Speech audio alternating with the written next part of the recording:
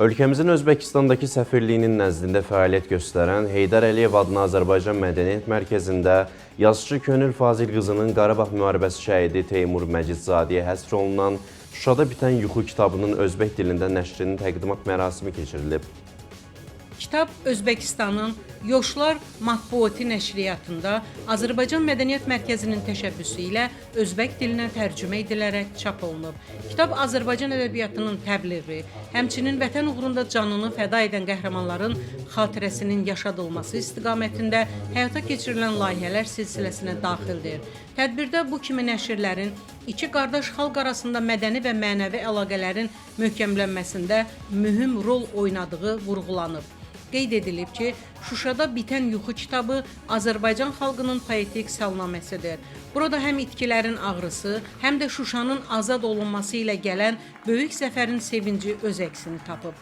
Mərasim bədii hissə ilə davam edib.